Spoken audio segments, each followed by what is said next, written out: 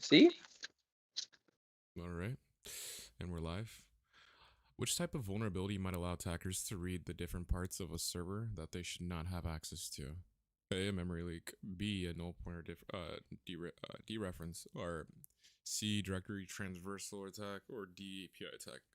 I know I wrote this in my notes, so let me go ahead and review.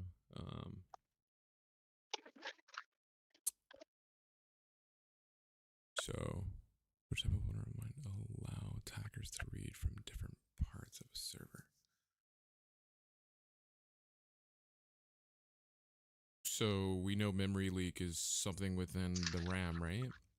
Yeah, that's what it A was. a No, null yeah. a null pointer is, let's see. I guess I didn't write that one down. A directory traversal attack allows attackers to read from different parts of a server, so that seems like that's the answer. Yeah. Are you live streaming into a different platform on top of this? What? You're just streaming here, right? Yeah. Cool. Wait.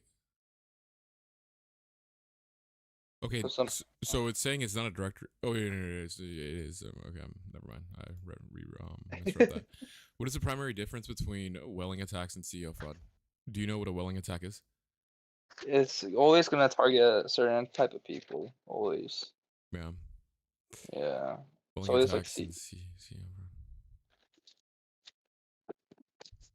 I had this question today, that's why. So, A, welling attacks target senior executives, while CEO fraud targets all employees. B, CEO frauds involves sending fake emails from senior executives, while welling attacks use spear phishing techniques. Okay. Welling attacks focus on stealing login credentials. CO has a fraud load. I think A is the appropriate answer here. What do you think? I got this question, right? Mm-hmm. But I'm not gonna give the answer because there's no point to that. But let's just go by answer by answer. You know what I mean? Okay. So why do you think it's? Because yeah, it's true. Like whaling attacks do target senior executives, but why is it the CEO fraud targets all employees though? I have no idea. It's sort of a guess. I'm not really familiar with the welling attack nor a CEO fraud. Okay, so whaling attack usually is formed for like upper executives, usually half the time. CEO fraud is usually what I'll assume like fraud from CEO, right? That could be accurate. But this would be more like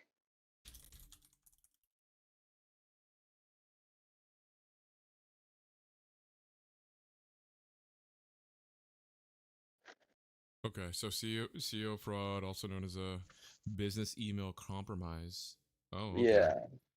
Is a type of cybersecurity attack where attackers impersonate high-ranking executives to deceive employees into transferring funds or sensitive information. Okay. Yeah. And then as for a welling attack, let's see what that consists of exactly. A welling attack is a targeted cyber attack that focuses on high-profile individuals, such as executives or senior management. Okay, so yeah, that would leave us with A. And I was wrong. So let's see. CEO fraud involves sending fake emails from senior executives while welling attacks use spear phishing techniques. I mean, yeah, It was the same thing. it's It's the like same thing. It's just yeah, it's worded differently. yeah, they try to like make you find the answer that basically has the answers from the other sections. You know what I mean? Because like B, Yeah. like you said, it's the same thing. B has A. It's just more as like what's kind of saying the same thing, but saying the rest of the questions all at the same time. Yeah. Okay. Regardless, we get the gist of it, so that's important. Pretty much. You want to read this one? Oh shit, my bad. Which of the following is a type of attack when an attacker manipulates the API to gain access to data which would not normally be available to them or bring them to our application or system. It'll be C API attack Why? because it's API What's an API? of an application program interface. Okay. It's usually dealing with it's like the I would like to. Do you know what API? You're a programmer. You know what API is, right? Who said I was a programmer? Hello? Shut your ass up. You from Long Beach. I am from Long Beach. See, that's what Thank I'm you. saying. Thank you for disclosing that on my stream. You're a fucking. You're streaming on Twitch. That's what I asked earlier. I told you I was streaming. Fuck. Sorry. I thought you were Um, streaming inside in this thing. Okay. but I do agree. API, um, API attack. It's pretty much within the question. My What is the bad, bro. primary purpose of dumpster diving in the context of cybersecurity? You're good. I don't. It's okay. So we do know what dumpster diving is. You're aware, right? Because I am. Yeah, you are. Okay. So Yes. to recycle electronic waste, no. To search for useful information such as passwords or credit card numbers, maybe to physically damage the target's IT infrastructure, no. To cause a public disturbance. So I would say B. Agreed. Easy stuff. Which of the following is true about horizontal privilege escalation? Okay. Well, what is a horizontal privilege escalation? Are you familiar? No, I'm assuming it's like East and West type of shit. Okay. So, I'm be unavailable. Yeah. Level the user's account by explaining the vulnerability.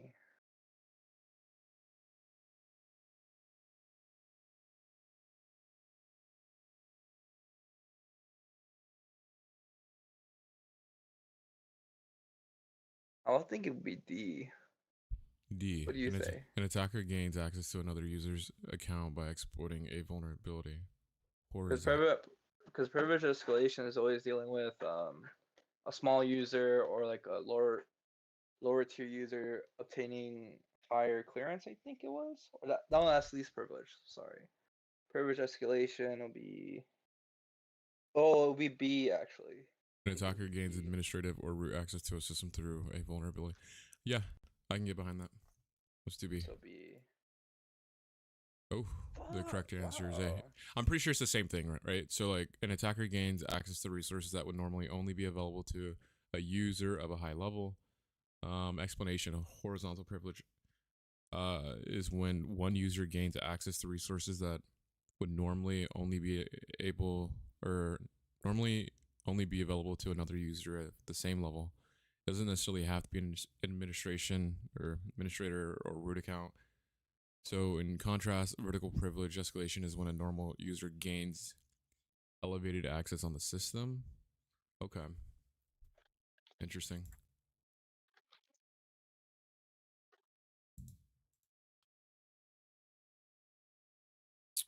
Which type of cross-site scripting attack can be embedded within a post or message and spread rapidly over social media?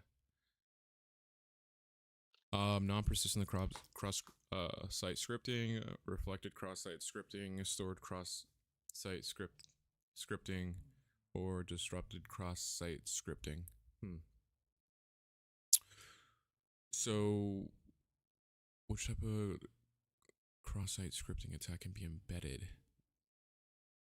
Embedded. So that would probably be Because a if you're stored. yeah, I'm Yeah. thinking this in like logical terms. You know what I mean? Yeah. It says persistent, so rapidly will be persistent, right? Question mark. So if it's oh, go for it. So we're right. Yeah. I like how it linked to Professor Messers. That's dope.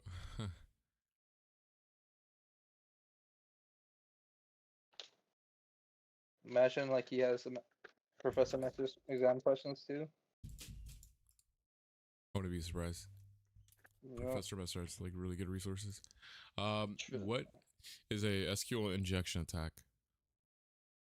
See, Yeah, right. like you're asking like the dumbest questions. Like, is dynamic library?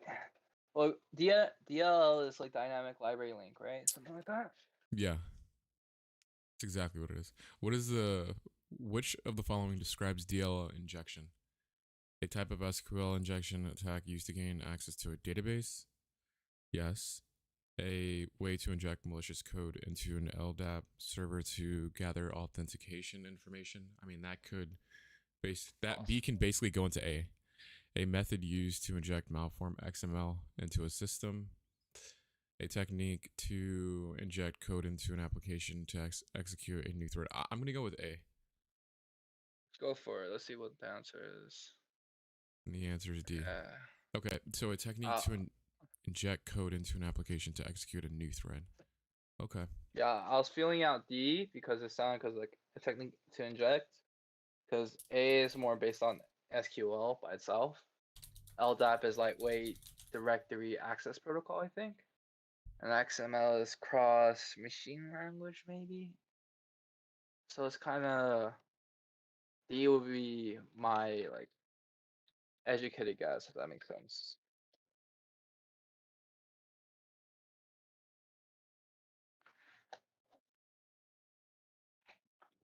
I mean, yeah, because it does make sense, right? Because a DL injection is a technique to inject code into an application to execute a new thread, and that new thread could be anything.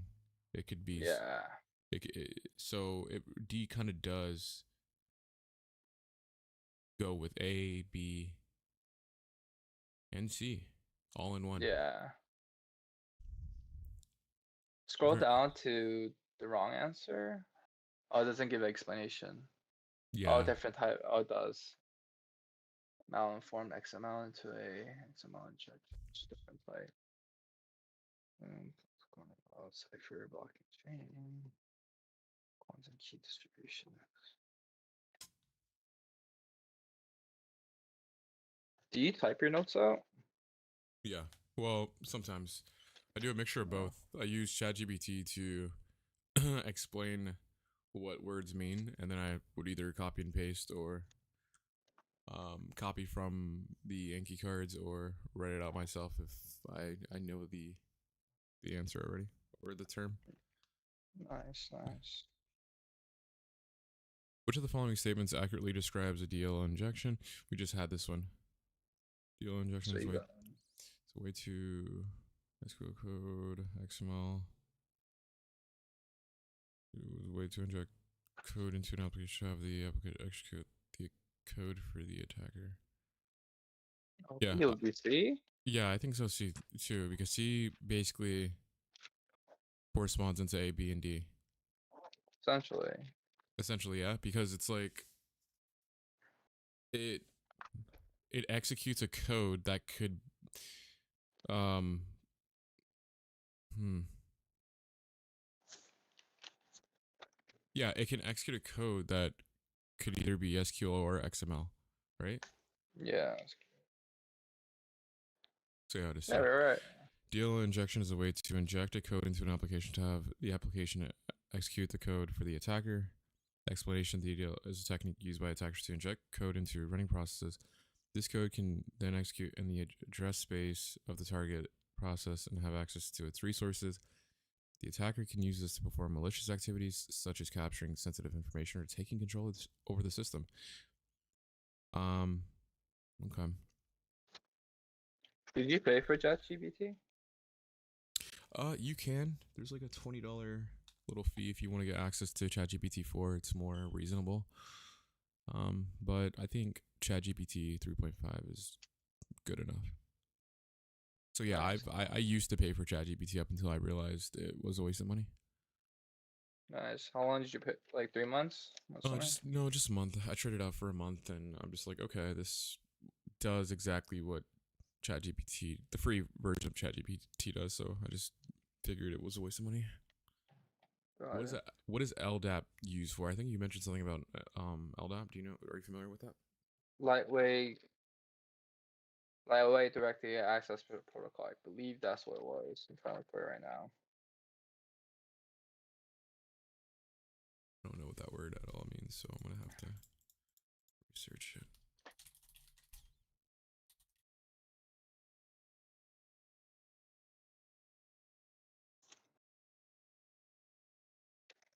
So, for instance, if I'm not like familiar with anything or something, I would just ask ChatGPT, what does, for example, LDAP mean and in the context of cybersecurity in one sentence? And then right now it told me LDAP, which stands for Lightweight Directory Access Protocol, which you just said, is a network protocol used for accessing and managing directory services, enabling centralized storage and retrieval of user, group, and organizational information. So,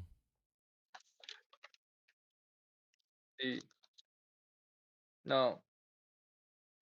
so storing data for the client's device, no. Providing a platform for running software applications, no.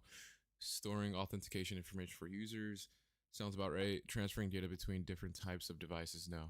So I would say, well, transferring data between different types of devices. Could D basically mean C? Let's try it out. Because I'll be because like to me it's like devices in itself is like phone to phone or laptop to phone, right? Right. That doesn't really deal with LDAP, but storing authentication information for users that really deals with networking. Like let's go to the server, let's store this information, encrypt it back out if unless you're using a broker, cloud system. If that makes sense. Which is also You're right, because it's a network protocol. network protocol. So storing data for the client So you're device. right. C was right. Okay. Because like too many devices don't make sense anymore. LDAP is commonly used to store information about authentication, such as username, password, or information about devices or users. It is a lightweight protocol for accessing and maintaining directory services over an IP network. By injecting data into an LDAP database, attackers can gather a lot of valuable information they normally wouldn't have, including sensitive authentication data. Okay, sounds good. So, in fact, let's actually look at the incorrect answers too, because it kind of like hints what they mean. So, like for instance, D, transferring data between different types of devices, says while XML is commonly used for transferring data between different types of devices, LDAP is not used for this purpose. So, okay, and then B, providing a LDAP is not. All right, what is a XML injection? Oh, and Uh, yeah, there you go. We just talked about this actually. yep. So injecting malicious code into a database, injecting malicious code into an LDAP server, it just told us that that's not B. Injecting malicious code into an XML data stream, injecting malicious code into a DL library. I would say A, right? Because a database could be a DL library as well as an XML data stream. Yeah, Database is just so vague. It's like, okay, well, what type of database, right? So, basically. and it is a malicious code. So, and I'm wrong. Injecting malicious code into an XML data stream. Explanation: XML injection is the process of injecting malicious code into an XML data stream. Okay, so I guess when I was reading the incorrect, I reread it and it was like the other way around. But regardless, here's the answer. I'm gonna go ahead and copy this. I just literally just set it both said XML. I'm like, screw it. XML it is. I said A. Let's see. Let's see why A is not the correct answer. This describes an SQL injection attack where an attacker can gain unauthorized access to a database for injecting malicious code. Okay, let me actually tell ChatGPT to explain to me exactly what an XML is.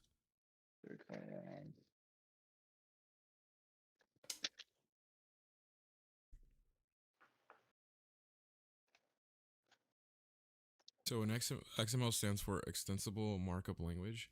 So markup language that defines a set of rules for encoding documents in a format that is both human readable and machine readable, allowing for structured data representation and exchange between different systems and applications. Okay.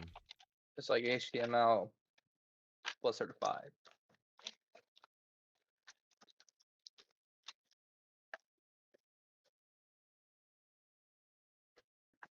Okay. You want to read this one? Sure. Which of the following is a type of memory vulnerability that can cause the system to crash or application to fall? Memory leak. Which of them that can go pressure? I didn't Wait, have this because we no. talked about this. Yeah. Because API we did directly integer overflow, right?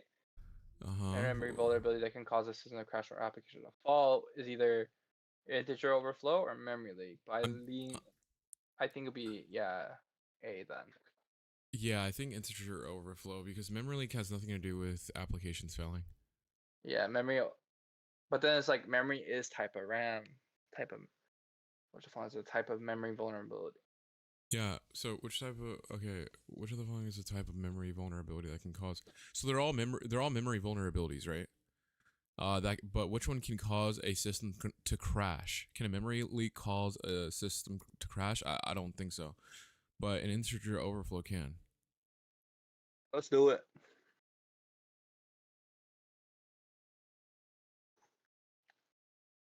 Okay. I have to rewrite my notes or something, I guess. A memory leak is a programming error or issue where a computer program fails to release memory that is no longer needed, leading to gradual loss of memory resources and potential performance. Okay, and then an integer overflow. Let me see. I know I wrote it here somewhere. Privilege. An Now. integer overflow is a type of memory vulnerable that can cause an application to store information. Blah blah blah. Oh wow. Yeah. Okay. Yeah, integer overflow actually has nothing to do. If anything, memory leak had everything to do with something crashing than integer overflow. I kind of Yeah. jumped the gun on that. But you're Yeah. you're correct. Yeah. Which of the following is a vulnerability that might give away for attackers to move around your file system? Oh, I know I did this one before. Memory leak. Which of the following that might? I will say A or D. Yeah, I think it's gonna be D. Directory traversal. What is that again exactly? It'll Directory be like traversal attack. LDAP. So it allows attackers to read from different parts of a server. Yeah, even areas from the server when where But normally they should not can access. can can they move so they could read, right? Yeah, Read yeah, and move. yeah. Listen to this one sentence, right? So it Yeah. says it allows attackers to read from different parts of a server, even areas of a server where normally they should not have access, right? Okay. So Cool. once they're in, they're able to like kind of just move around from there. Okay. Cool. Okay, we're correct. Is this on your PC or your tablet? It's on my computer. Nice. Which of the Nice. following describes a buffer overflow attack? Okay. When a section of a memory is able to read different sections of a memory, when a section of memory is able to write to a different section of a memory, which when a section of memory is able to delete a different, or when a memory is able to move different. Okay. Let me see. A buffer overflow is a type of memory vulnerability that can allow attacker to manipulate an application to crash or operate. Okay.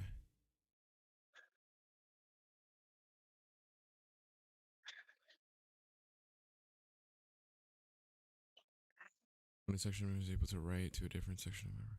So I will operate. say D. Because buffer Okay. overflow it overtakes the system usually. It loads up on a certain area so that this certain area cannot be used, and they just like, crash the system or crash that part of the system. Okay. Able to move.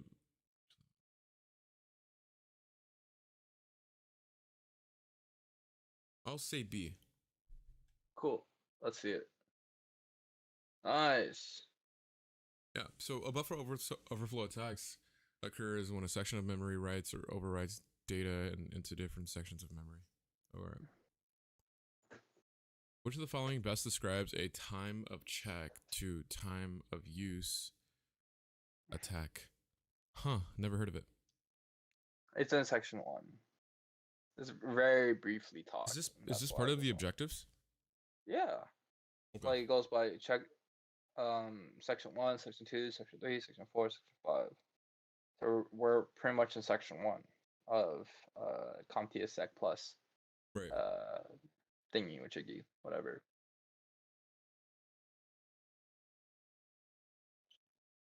Okay, so an attack where an attacker uses multiple parallel computing environments to perform a brute attack on a system. An attack where the attackers take advantage of the system's race condition to execute malicious code. An attack where the attacker intercepts network traffic to obtain sensitive information, or an attack where the attacker uses social engineering techniques to trick users into installing malware on their system. Time to check, time to use. What do you think best suits this? It's not D. It's not C. It would be I. I'm gonna guess it's gonna be either A or B, because the race condition happens at the same time. It executes malicious code, right? It overloads the system. That happens at the same time. If it happens at the same time, it might create an error and ability.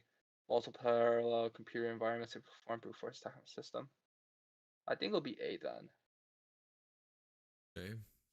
Yeah. An attacker where an attack where an attacker uses multiple parallel computing environments to perform a brute attack. Okay. I have no idea. Okay, Let's so be. it's yeah.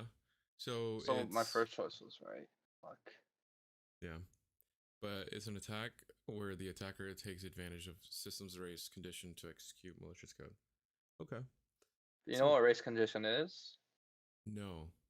So race condition, let's say in a system, it's hard to explain it. So if you and I go to the same website, right, and you want to deposit money and I want to deposit money at the same time, but there's like a glitch, right? And if we both happen to do it at the same time, it will basically double, but when we're supposed to pay the same amount. Hmm. So I see. basically, it Yeah, overloads the system when it's not if it happens at the same time. that makes sense. This Ish, you is have to ask ChatGPT. yeah. I'm bad at explaining that. No, I think you did pretty well. This is what ChatGPT has to say. So, a race condition is a software vulnerability that occurs when the behavior of a program is dependent on the timing or sequence of events. That's basically what you just said, leading to an Yeah. unexpected or unintended result when there are multiple processes or threads concurrently access shared resources or perform operations without proper synchronization. Yeah, that's yeah, okay. Uh, Sorry, I'm gonna do 3 things at once right now. What is the primary purpose of an attacker setting up a wireless evil twin in a network environment? An Evil. evil twin. I Yeah, always it forget has about that. something to do with the access point. So, what do you think it'll be B? Because it's a malicious access point. The guy sitting there tricking user connected to the malicious access point. Wait, to gather sensitive data. Yeah, yep. It's definitely B. We don't Because even like have to to waste our me, times. Yeah, go because ahead. it's not C, it's not D. It's kind of dumb. Yeah, there it is. So to gather sensitive data by tricking users into connecting to malicious. Okay.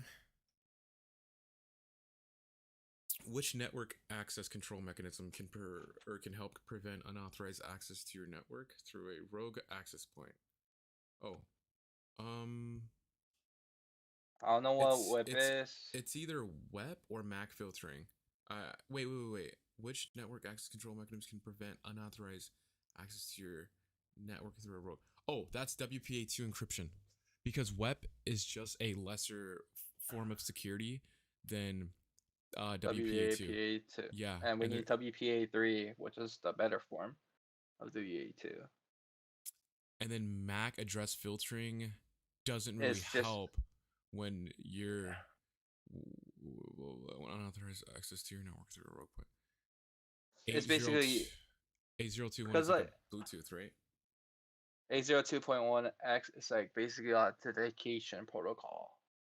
I wrote in my notes. It's in section 3.8. Yes, and WPA2 means wireless point access or wireless point authentication or Give me a something around second. along that nature. Yeah, I'll wait.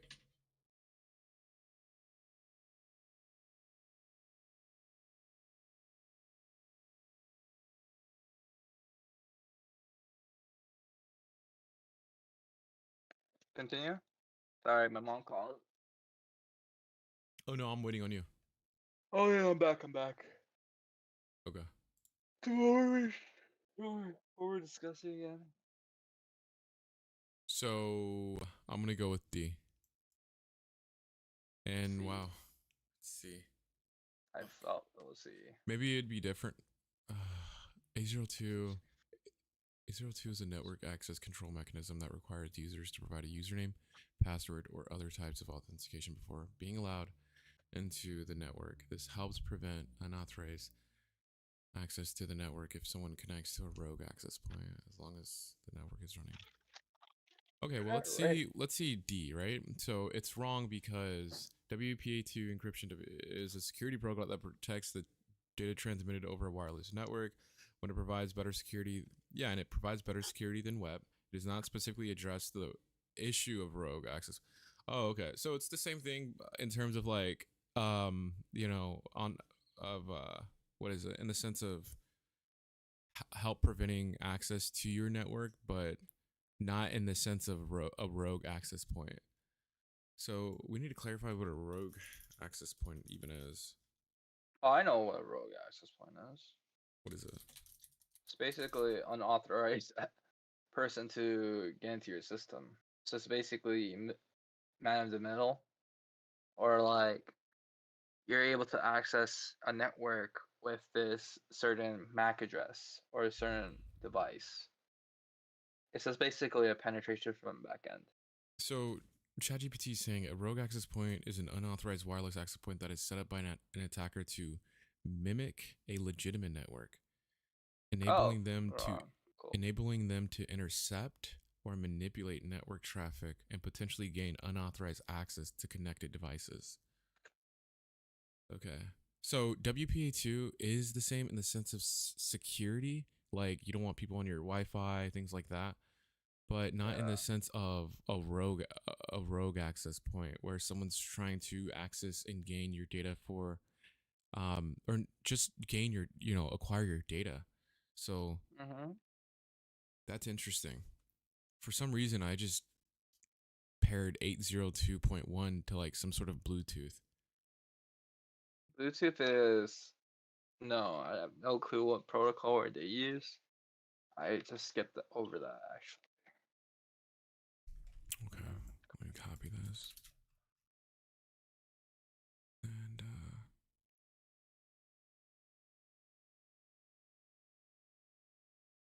so this helps prevent unauthorized access to the network if someone connects to a rogue access point, as long as okay. So basically, 802.1 authentication is just like double security.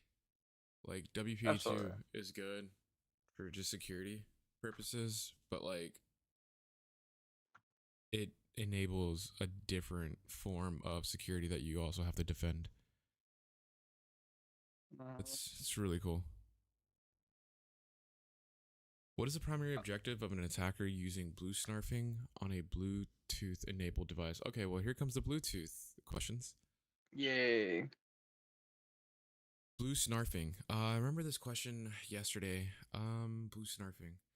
To access and steal data from the device, to disrupt the Bluetooth connection between devices, to impersonate What the was the device to other gain. blue term? It Do you was blue. remember? It was like blue snarfing and blue point. No, it's not blue point. Let me see if I have it in my notes. I have neither of these two terms down in my notes. Blue jacking. There we go. Blue jacking. Yep. The blue jacking and blue snarfing. So it's not A. It's not B. It's not C either. Probably be D. Impersonate the device to gain. Okay, well, since we don't know it, I'm just gonna see what Go ChatGPT has to for it. say. So, blue snarfing is a hacking technique where an attacker exploits a vulnerability in Bluetooth-enabled devices to gain unauthorized access and steal information, such as contacts, messages, or files without the user's knowledge or consent. Okay. So D it is.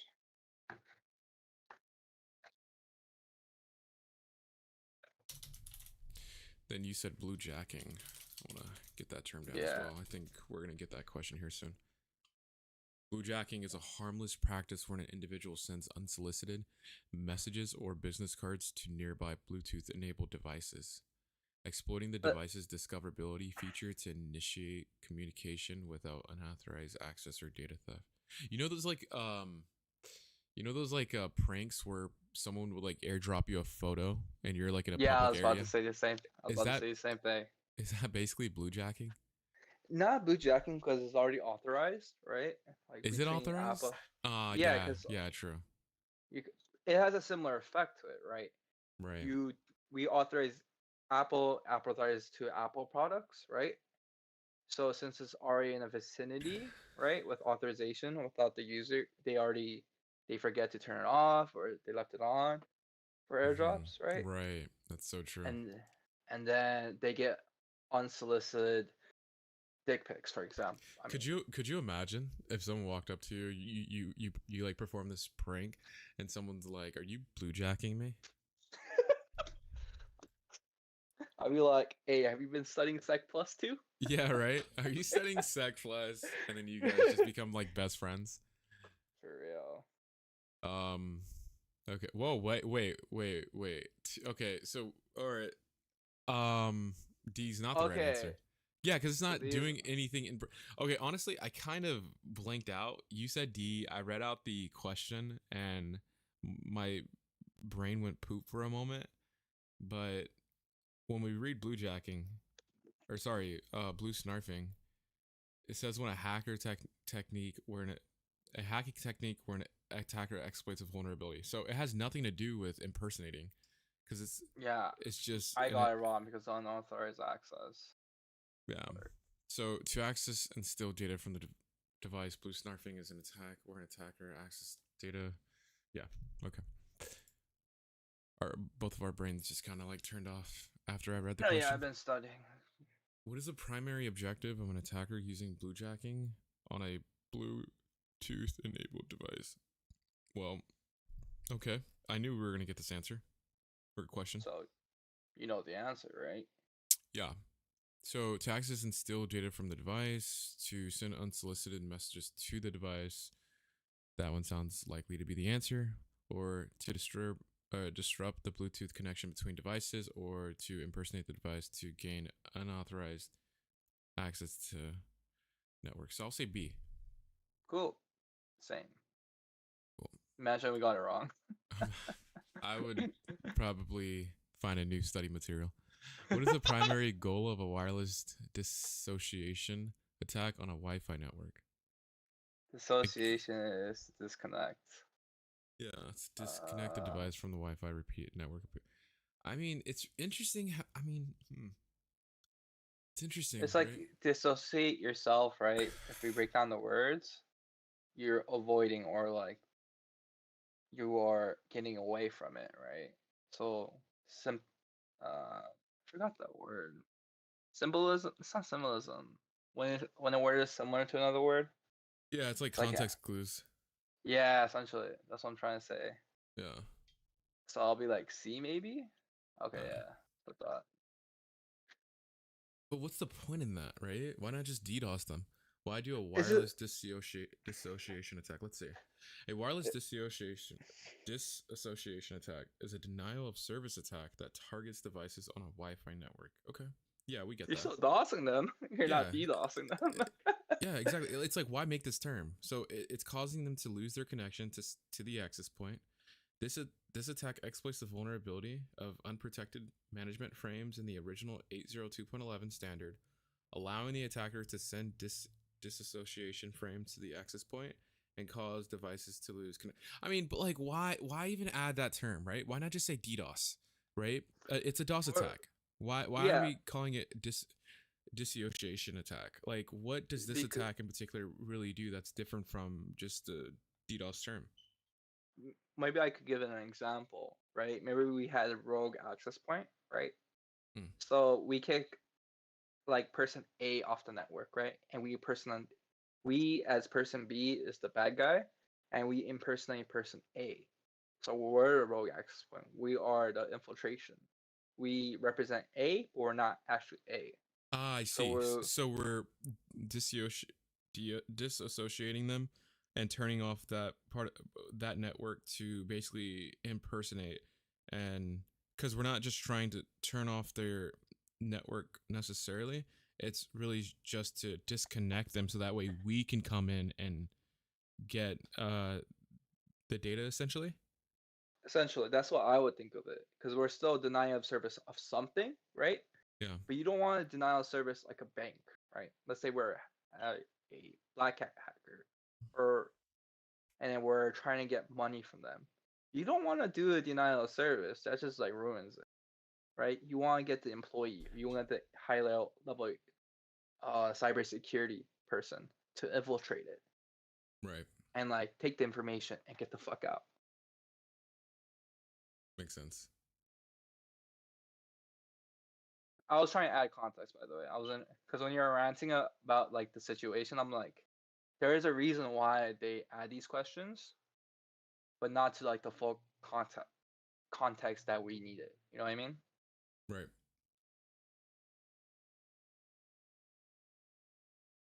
What is the primary I purpose of a radio frequency jamming in a wireless network attack? I think we were also. No, we weren't actually. You know this we one? it's similar. It's kind Similar? of similar. You know what I mean? It's like interruption, Right. right?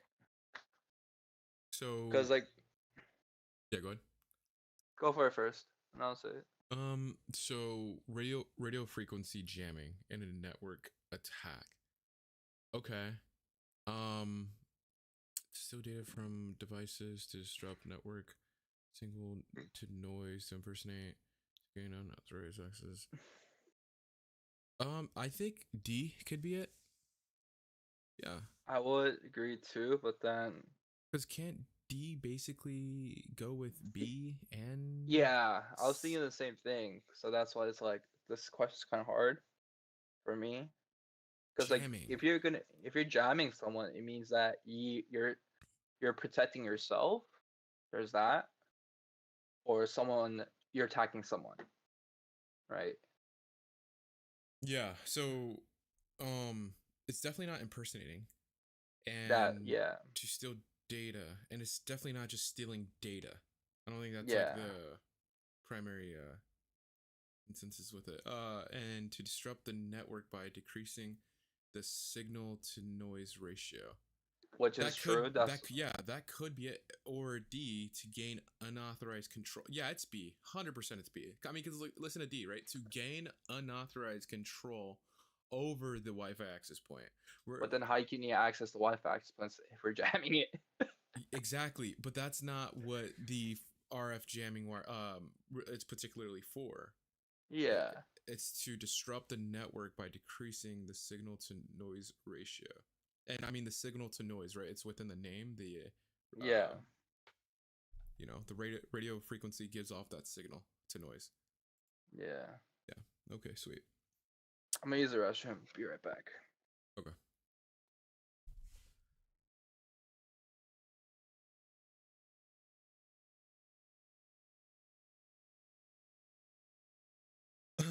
Okay. So to disrupt the network by decreasing the signal to noise ratio, RF jamming is an attack method that aims to disrupt a wireless network and create denial of service situation. The attacker seeks to decrease the signal to noise ratio at the receiving device, such as an station or access point. When the amount of noise overwhelms the good signal, the signal to noise ratio decreases, preventing the receiving device from communicating on another network or on the network.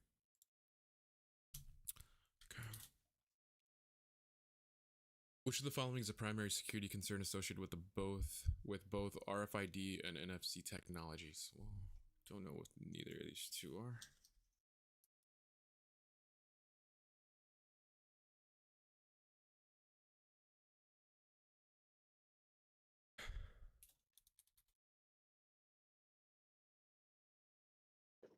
Yeah, you can continue. We continue.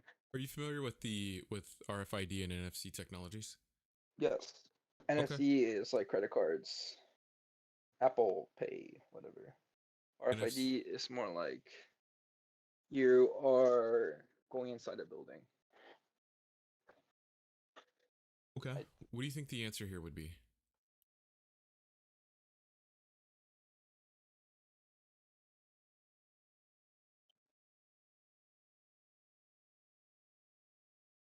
see man in C. the middle attacks, on So path attacks, okay, vulnerability because too.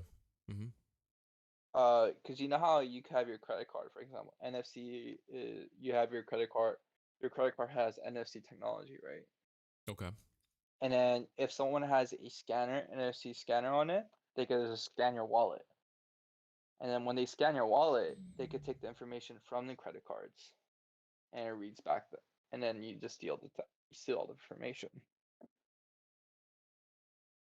Okay.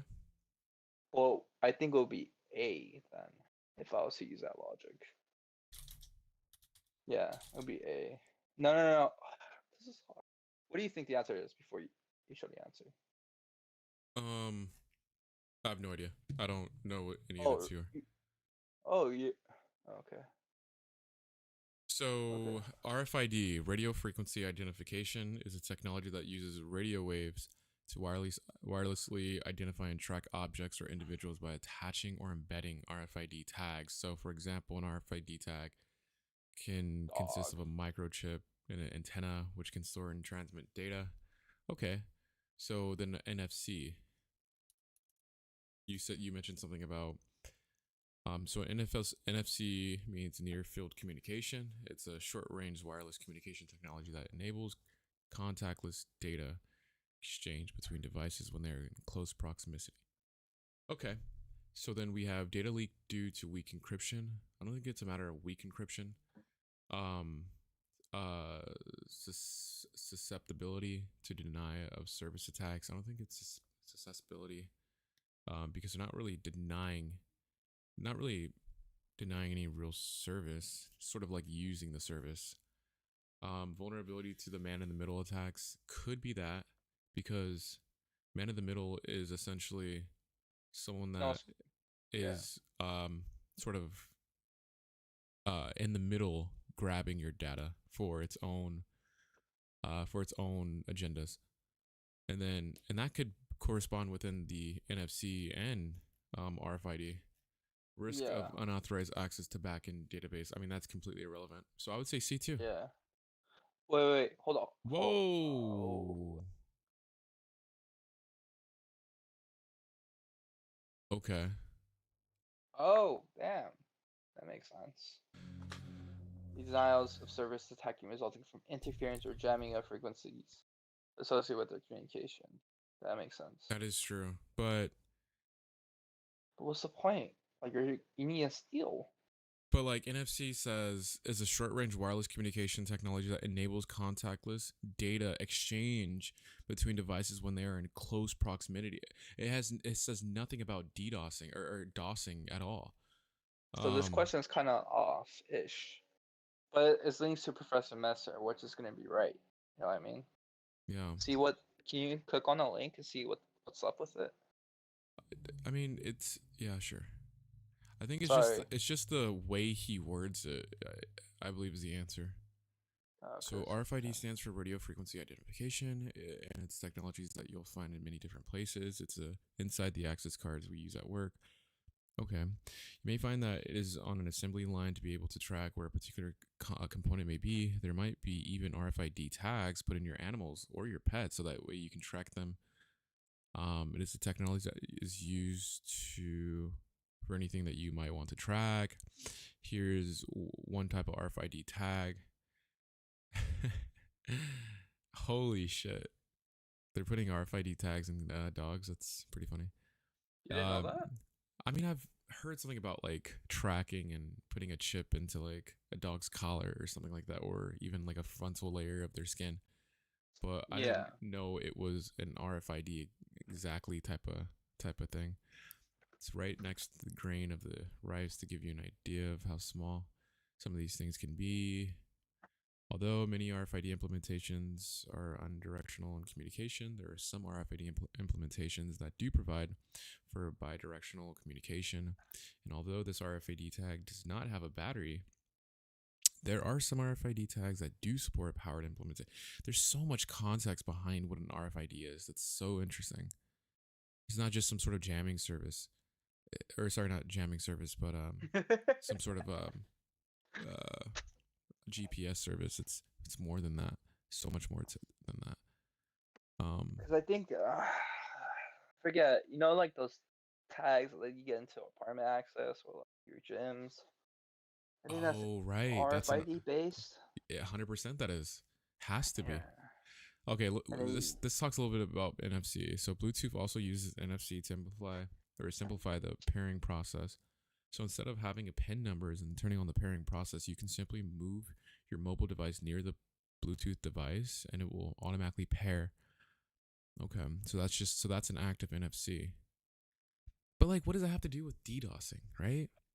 The yep, security that's the concerns we have, blah, blah. Okay, right here. If the NFC communication is clear and not encrypted, some may be able to sit in the middle of the conversation and be able to relay or modify the information between endpoints. And of course, we need to make sure that the apps that rely on NFC are able to authenticate you properly so that someone cannot steal your. I mean, but like, what does that really mean about denial? What does that have to do with anything about being denial of service? I guess because that's the susceptibility part, okay, maybe. Because it's like it's not saying, oh, we're implying it could happen, right? But then it still gives like, why the f is that the answer? let's read the answer again. Susceptibility to denial of service attacks. Both RFID and NFC technologies rely on wireless communication. Yes, I agree that they both rely on wireless communications. As such, they're susceptible to denial of service attacks. Susceptible. Denial of service still means that like it won't be able to communicate with each other. Let's say like you have a RFID blocker or an NFC blocker, right? Mm-hmm. Both of them is going to block the communication, which is technically speaking a denial of service. Ah, see, I think my problem is I'm always correlating DOS with DDoS, like turning off Yeah, your uh your service completely yeah, when which that is isn't what. Yeah, it's false. yeah, A which denial of service could merely just be some sort of interference jamming. yeah. Okay, that's really interesting and very informative. Okay, let's move on. You want to take over? Oh yeah, I have to leave in like 9 minutes, so I could pick up my mom. After that, we straight, and then I'll come back. Okay. Yeah, so we can continue. Let's just looking at other discourse real quick.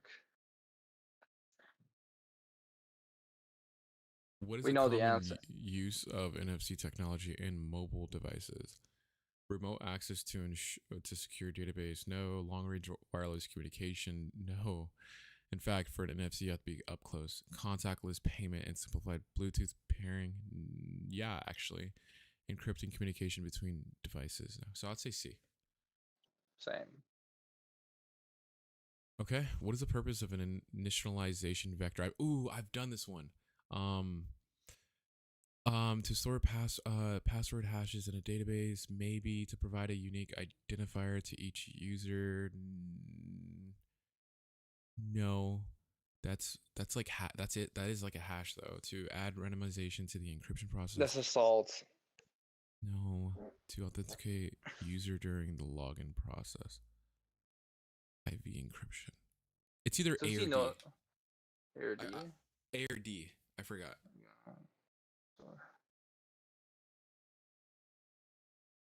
Let's see, because I have no clue what I always forget initiation vector was. Unless in chapter 1.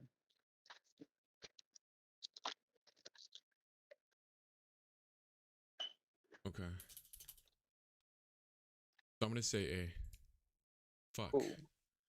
To add randomization to the encryption process and initialization vector, which IV is a type of nonce used in encryption to add randomization to the encryption scheme. By incorporating an IV with an encryption key, particularly a key used repeatedly, the overall strength of the encryption method is enhanced. Okay, and I said A. So storing password hashes in databases involve using a different called salt. Okay, Salt is improving the hash. got it. Okay, let me write that down. Have you watched all his videos? Professor Messers? Yeah. No. That makes sense. Because like most of this stuff of the questions come like I feel like I've seen it in his videos. That's why. Which protocol is commonly exploited in an on-path attack on the local IP subnet due to its lack of security features? SSL. SSL. So yeah, Yeah. HTTPS is like Highly secured. DNS, and then Yeah. SSH is what is that again? Secure shell. Secured shell, and then an APR is ARP. Okay. So let's see B. Oh, so C. You're right.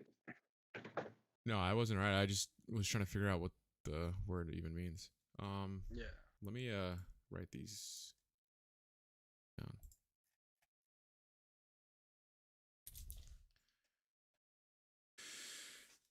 Yeah, hypertext transferable. Okay, I'll explain.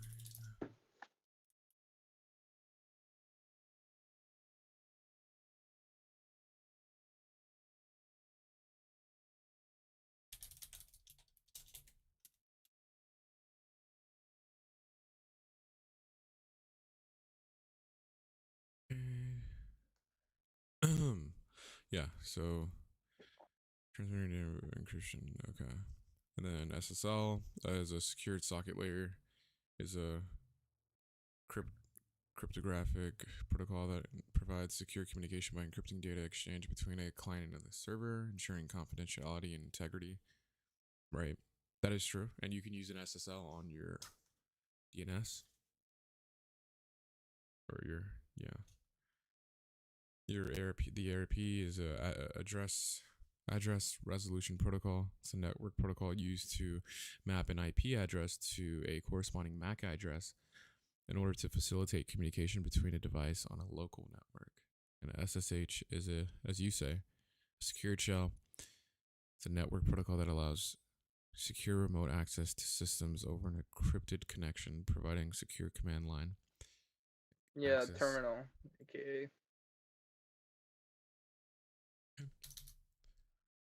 Have you messed with Linux before? I'm pretty Yeah, sure you did, right? yeah, I have a virtual machine with Linux. Cali the way. I'm thinking about setting it up on my main OS. Oh, I have it via for my yeah. I have it on my main OS for my laptop, but not for my main computer. Oh, Is it an old laptop or something? No, no, it's a gaming laptop. So Built you on. scratched a whole Windows OS and just turned it into a Linux? Yep. Mad props, bro. I wouldn't do. I cannot do that.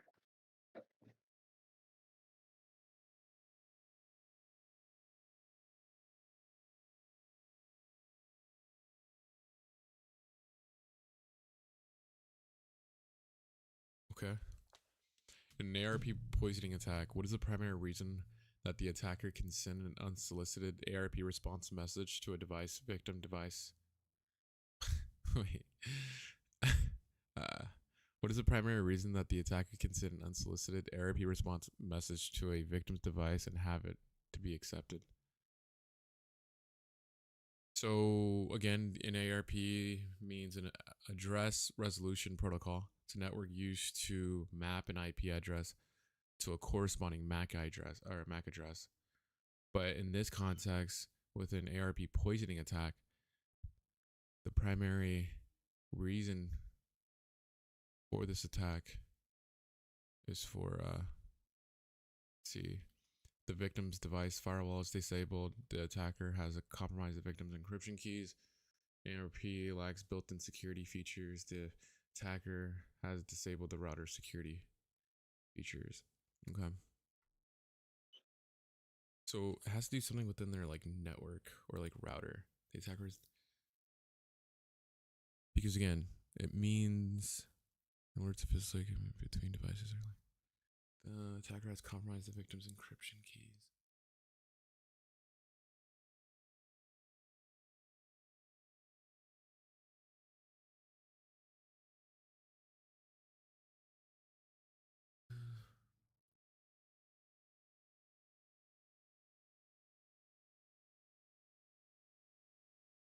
So I know it's not. I don't think it's C. I don't A victim's device. I don't think it's A. So it's either B or D. The attacker has disabled the router's security features.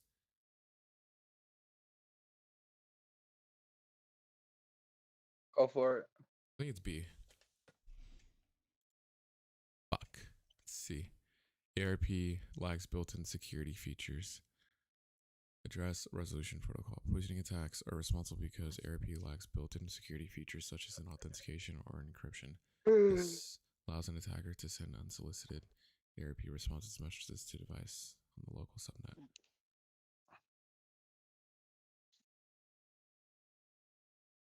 Okay, good to know. I'm gonna head out right now. All right, my man. Talk to you later. Talk to you later.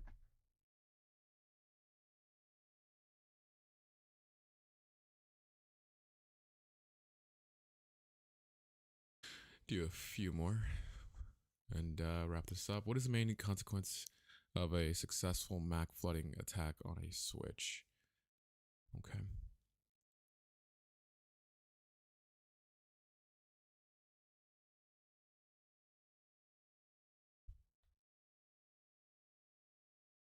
Hmm.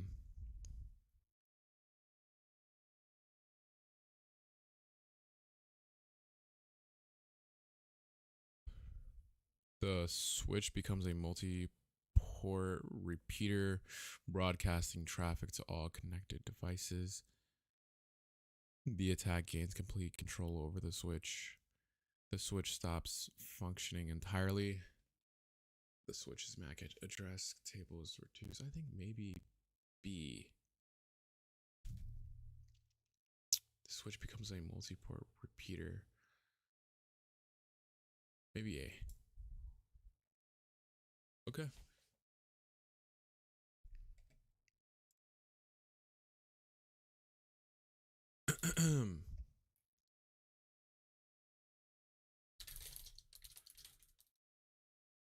Okay. MAC address, media access control address is a unique identifier assigned to a network interface card NIC by the manufacturer, which is used to identify devices within a network at the data link.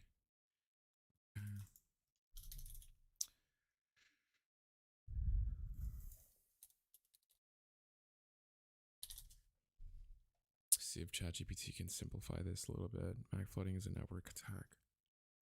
An attacker floods a switch with a large number of fake MAC addresses, overwhelming the switch's MAC address table and causing it to operate in a less secure and less efficient fail-open mode, potentially enabling another. Okay, so basically it's overwhelming the MAC. And then what's the purpose of this?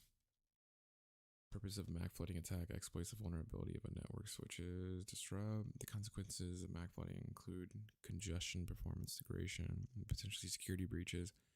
By broadcasting network traffic to all devices, an attacker can intercept sensitive information before unauthorized monitoring, or even that is good.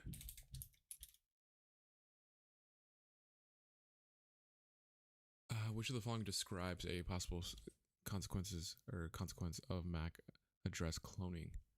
So the switch's MAC address table becomes full, turning the switch into a hub. Okay. The attacker gains unauthorized access to the network by matching an allowed MAC address. I think it might be that one. Spamming tree switch. I think it's B. 100% it's B. Yeah. Cloning. Because if it's able to match your MAC address, it's basically you at that point. Which of the following is a method an attacker can use to hijack a domain? Use social engineering to obtain the register's account password. I mean, yeah, that's true. Hijacked a domain, altering the host file on every individual device. No. Sending spam emails from the company. No. Manipulating the user's browser to download a malicious. It's A. Which of the following methods can an attacker use to perform DNS poisoning? By modifying the host file on individual devices. No. Launching on-path attacks to modify DNS queries. Modifying the DNS version on the legitimate DNS itself. All of the above. Well, modifying the host file.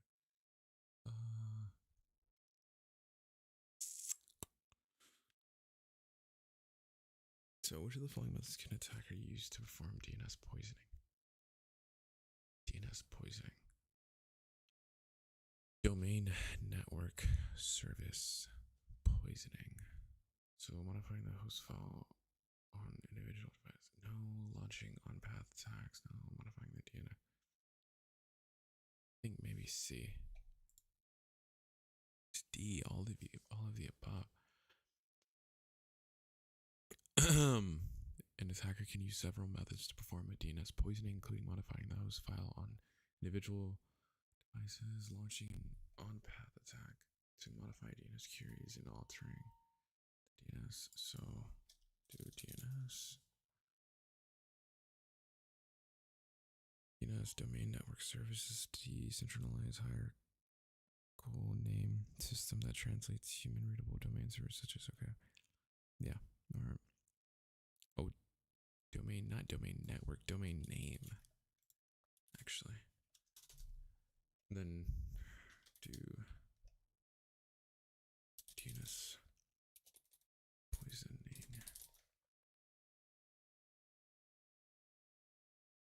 DNS poisoning, also known as DNS spoofing, is a cyber attack where an attacker maliciously modifies or corrupts the DNS records in a DNS server or cache. The objective is to redirect users to fraudulent or malicious websites by associating incorrect IP addresses with legitimate domain names. This can lead users unknowingly accessing fake websites, exposing them to various risks such as phishing, malware, downloads, or unauthorized collections. Got it.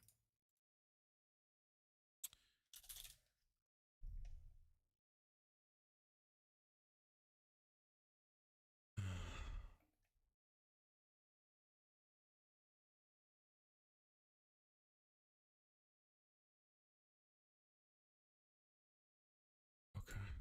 What is one method an attacker can use to poison a DNS server, as described in the text? Injecting malware into the website source code. Okay, yeah, that can happen. Modifying the DNS configuration files on the server. Crashing the DNS server with a DDoS attack. What is one method an attacker can use to poison it? Encrypting DNS servers data with ransomware. No. I mean, or at least yeah, but like I think that could merge into one answer, which injecting malware into the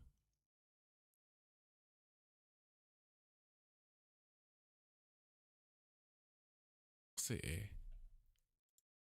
B.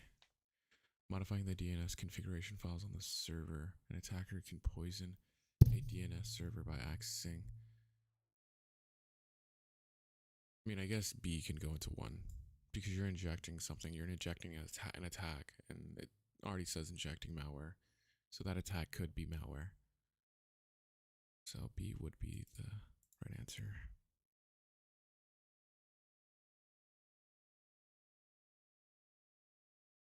Which of the following methods can be used by an attacker to poison a DNS server?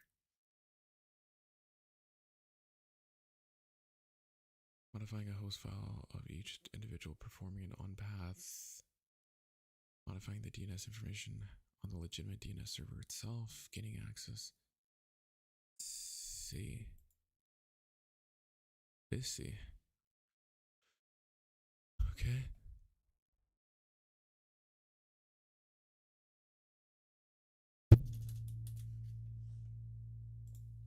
Which of the following techniques can an attacker use to amplify the impact of a distributed denial of service attack? To amplify it. So, zip bomb, rapid elasticity, DDoS amplification. I'll say C. I mean, it's pretty much within the name. Yeah. So, DDoS amplification. DDoS amplification is a technique used by attackers to increase the amount of traffic sent during a DDoS attack. Okay.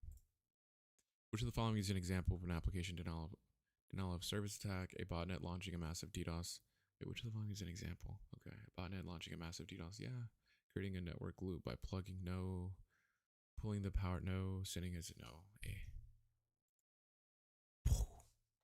Sending a zip bomb to user. A zip bomb is a small compressed file that, when uncompressed, expands to significantly larger size, consuming system resources and causing denial of service. An example of a 42 kilobyte zip file that expands to 4.5 petabytes. What?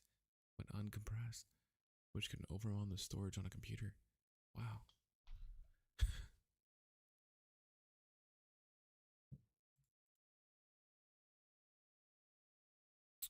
Didn't know what that word meant. Now I do.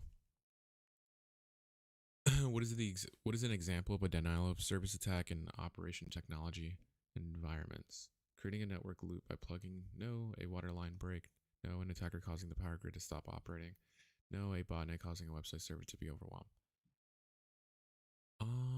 Overwhelm. I'll say D. Fuck. An attacker causing the power grid to stop operating. An example of a denial. Well, yeah, because it's, I guess, denying the service. That makes sense. Environments would be an attack or causing the power grid to stop operating. This would create significant problems affecting a large area and large. Okay. Which of the following PowerShell capabilities make it an attractive target for attackers to control Microsoft Windows?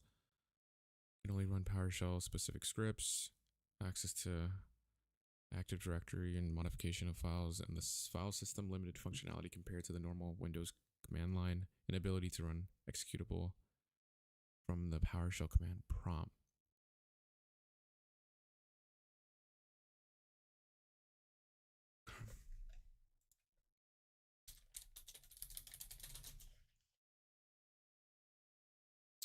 PowerShell is a command line shell and scripting language developed by Microsoft, primarily designed for task automation, configuration management, and system administration in Windows operating systems. It provides a powerful, flexible environment for managing and controlling various aspects of the Windows systems, including executing commands, scripting complex tasks, managing files and directories, and interacting with various systems and component services.